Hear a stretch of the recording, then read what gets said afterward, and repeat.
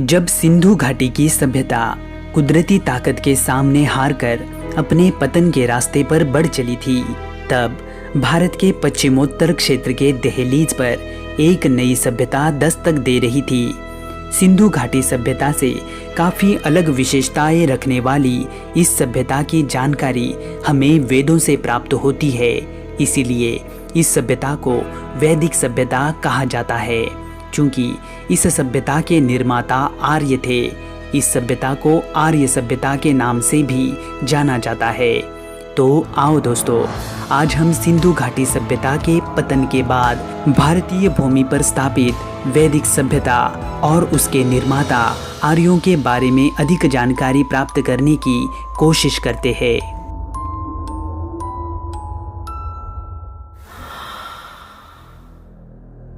प्राचीन भारत के इतिहास में सभ्यताओं का विकास क्रम कुछ उल्टा रहा है, क्योंकि जिस भूमि पर कभी सिंधु सभ्यता के लोगों ने भव्य नगर और इमारतों में नगरीय जीवन को जिया था, उसी भूमि पर अब वैदिक सभ्यता के लोग ग्रामीण जीवन को जी रहे थे। जिस भूमि से कभी देश और विदेशों में व्यापार हुआ करता था, उसी भूमि से अब मात्र पशुपालन और खेती ही हो रही थी। सभ्यता के विकास का ये उल्टा क्रम इस बात को स्पष्ट रूप से अंकित करता है कि सिंधु घाटी सभ्यता के पतन के बाद उस जगह पर स्थापित वैदिक सभ्यता सिंधु घाटी सभ्यता से तुलना में काफी कम विकसित थी। ये भी सत्य है कि जब तक सिंधु घाटी सभ्यता की खोज नहीं हुई थी, तब तक वैदिक सभ्यता को ही भारत की सबसे प्राचीन सभ्यता माना जाता था।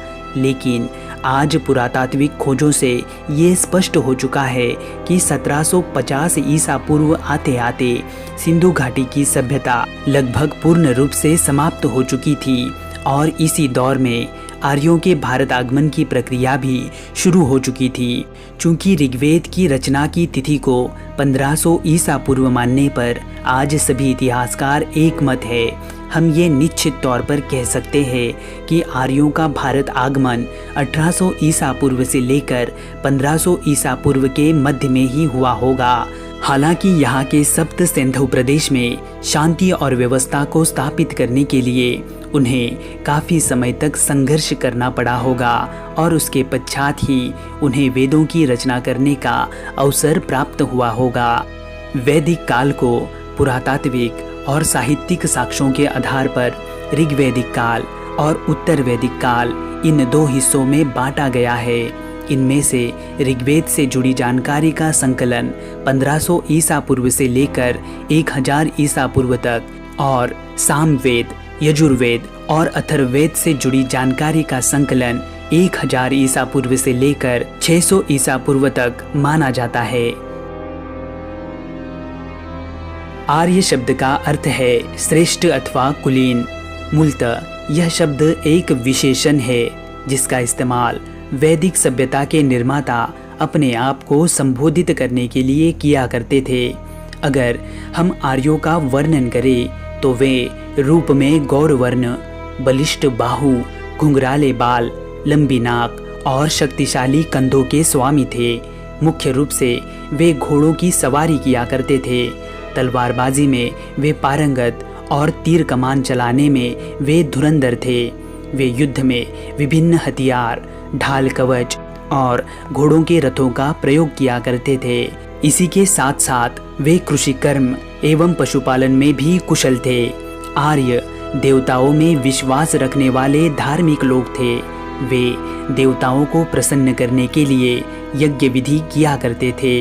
वे संस्कृत भाषा के शुरुआती प्रारूप अर्थात हिंद यूरोपीय भाषा का इस्तेमाल किया करते थे, लेकिन उन्हें लिपि का ज्ञान नहीं था। अतः वे अपने ज्ञान को श्रवण और पठन के माध्यम से एक पीढ़ी से दूसरी पीढ़ी तक पहुंचाया करते थे और इसीलिए वैदिक साहित्य को श्रुति साहित्य भी कहा जाता है। आर्य अपनों से भिन्न लोगों को दास अथवा दस्यु कहकर पुकारते थे। ऋग्वेद में दास अथवा दस्युओं को अकर्मण अर्थात वैदिक क्रियाओं को न करने वाले, अदेवयु अर्थात वैदिक देवताओं को न मानने वाले, अयजवन अर्थात यज्ञ विधि को न करने वाले और मृदवाक अर्थात अपरिचित भाषा बोलने वाले आदि शब्दों में वर्णित किया गया है। इन्हें ऋग्वेद में शिष्णदेवा अर्थात लिंग पूजक भी कहा गया है।